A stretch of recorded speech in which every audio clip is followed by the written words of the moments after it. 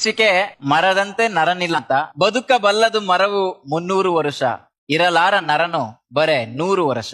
ಬಿಸಿಲ ಬೇಗೆಗೆ ಬೆಂದು ಚಳಿಯ ಮಳೆಯಲ್ಲಿ ನೆಂದು ಕೊಳೆತ ಕಸಗೊಬ್ಬರ ತಿಂದು ಬಾಳುವ ಮರಕ್ಕೆ ಸಾಟಿ ಇಲ್ಲದ ನರನ ಬದುಕಿಗಿದು ನಾಚಿಕೆ. ಇಂದು ಬೆಳೆದಿಹುದು ತಾನೆಂದು ಹೆಮ್ಮರವಾಗಿ, ಬೇರ ನಿಡಿದಿಹ ಮಣ್ಣ ನಂಬಿಹುದು ಸ್ಥಿರವಾಗಿ. ಬಂದ ದಾರಿಯ ಮರೆತ ಮನುಜನೇ ನಿನಗಾಗಿ, ಕೊಡುತ್ತಿಹುದು ಒಂದೊಂದು ಪಾಠವ ಬದುಕಿಗಾಗಿ.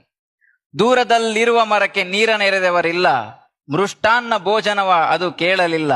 ಮರಕ್ಕೆ ಮನೆಯಿಲ್ಲ, ಮಲಗಲು ನೆಲೆಯಿಲ್ಲ, ನಿಂತ ನೆಲೆಯಲ್ಲೇ ಸಂತಸವ ಬೀರುವುದು. ಸಂತ ಋಷಿಗಳಿಗೂ ತನ್ನಾಶ್ರಯವ ನೀಡುವುದು. ಎಲ್ಲ ಪಡೆದಿಹ ಮನುಜ ಮರಕ್ಕೇನೂ ಕೊಡಲಿಲ್ಲ, ಏನೂ ಪಡೆಯದ ಮರವು ಕೊಡುವುದನ್ನು ಬಿಡಲಿಲ್ಲ.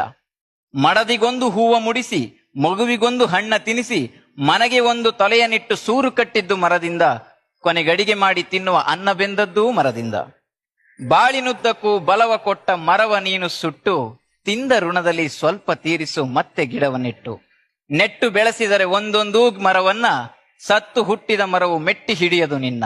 ಹಸಿರ ನುಳಿಸದೆ ಮನುಜನುಸಿರು ಉಳಿಯುವುದಿಲ್ಲ, ಮರವ ಬೆಳೆಸದ ಮನುಜನ ಬಾಳಿಗಿದು ಒಳಿತಲ್ಲ. ಒಬ್ಬೊಬ್ಬರೊಂದೊಂದು ಗಿಡವ ನೆಟ್ಟರೆ ಸಾಕು, ಪರಿಸರದ ಬದುಕಿಗೆ ಕೈ ಹಿಡಿಯಬೇಕು.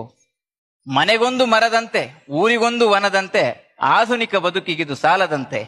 ಒಬ್ಬೊಬ್ಬ ಮನುಜನಿಗೊಂದೊಂದು ಮರದಂತೆ, ಒಂದೊಂದು ಊರಿಗೊಂದು 10 ವನದಂತೆ. ಬೆಳೆಸಿದರೆ ಪರಿಸರವ ನಮಗಿಲ್ಲ ಚಿಂತೆ.